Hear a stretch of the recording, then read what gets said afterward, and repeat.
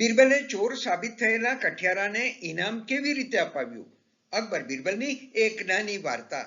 અકબરના રાજ્યમાં ધનીરામ નામના એક કંજૂસ શેઠ રહેતા હતા.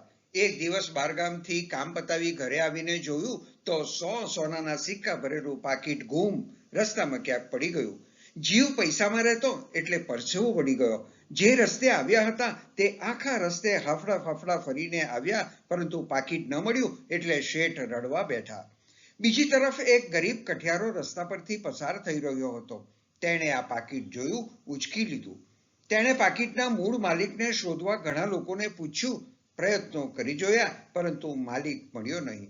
પાકીટમાં શું છે તે તેણે જોયું પણ નહીં. આ તરફ શેઠ ધનીરામે જાહેરાત કરી કે જે કોઈ તેમનું ખોવાયેલું પાકીટ પાછું આપશે તેને 100 રૂપિયાનું ઇનામ આપવામાં આવશે. ઉડતી ઉડતી આ જાહેરાત કઠિયારા પાસે પહોંચી તો માલિક મળી ગયો એ સંતોષ સાથે શેઠ ધનીરામની હવેલીએ તેમનું પાકીટ સુપરત કરવા પહોંચી ગયો. ઇનામનો એને જરા પણ મોહ ન હતો. કઠિયારાએ શેઠને પાકીટ આપી દીધું. શેઠે પાકીટ ખોલીને જોયું તો તેમના 100 સોનાના સિક્કા અકબંધ હતા. હવે કંજૂસ શેઠનો ઇનામ આપવામાં જીવ ચાલ્યો નહીં એટલે કઠિયારાને ખખડાવીને કહ્યું કે પાકીટમાં તો 200 સોનાના સિક્કા હતા, તે 100 સિક્કા અંદરથી કાઢી લીધા છે. આમ કહીને શેઠે પોતાના નોકરો પાસે કઠિયારાને માર મરાવી ભગાડી મૂક્યો. એક તરફ જ્યારે કઠિયારો શેઠને પાકીટ આપવા જતો હતો ત્યારે લોકોએ એને પ્રમાણિક માન્યો. શેઠને ત્યાંથી માર ખાઈને બહાર નીકળ્યો ત્યારે લોકોએ એને ચોર માન્યો. ગરીબ કઠિયારો રસ્તા પર રડતા રડતા જતો હતો ત્યાં જ બિરબલ સામો મળી ગયો. બિરબલે રડવાનું કારણ પૂછ્યું તો કઠિયારાએ બધી હકીકત જણાવી. બિરબલે વચન આપ્યું કે હું તને ન્યાય અપાવીશ.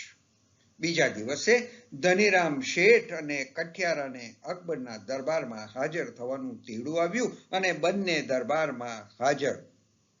શેઠે કહ્યું, મારા પાકીટમાંથી કઠિયારાએ 100 સિક્કા ચોરી લીધા છે. કઠિયારો બોલ્યો, મારે ચોરી જ કરવી હોત તો આખું પાકીટ મેં જ રાખ્યું હોત. શેઠને પાકીટ આપવા જાત નહીં. બિરબલે શેઠને પૂછ્યું, શું પાકીટમાં ખરેખર 200 સિક્કા હતા? શેઠ કહે, હા હા. અને ત્યારે બિરબલે કહ્યું, શેઠ, તો પછી આ પાકીટ તમારું નથી, કારણ કે આમાં ફક્ત 100 સિક્કા છે. તમારું 200 સિક્કાવાળું પાકીટ કોઈ બીજાને જ મળ્યું હશે. બિરબલે શેઠ પાસેથી પાકીટ લઈ કઠિયારાને આપી કહ્યું, આને તમે રાખો, તમારી પ્રમાણિકતાનું ઇનામ. શેઠને તો કાપે તો લોહી ન નીકળે એવી હાલત થઈ. શેઠને તો થોડું બચાવવા જાજુ ગુમાવ્યું. બાવાના બેઉ બગડ્યા અને બકરી કાઢતા ઊંટ પેઠું એવો ઘાટ થયો. બિરબલની જગ્યા પર તમે હોત તો શું કઠિયારાને ન્યાય અપાવી શક્યા હોત?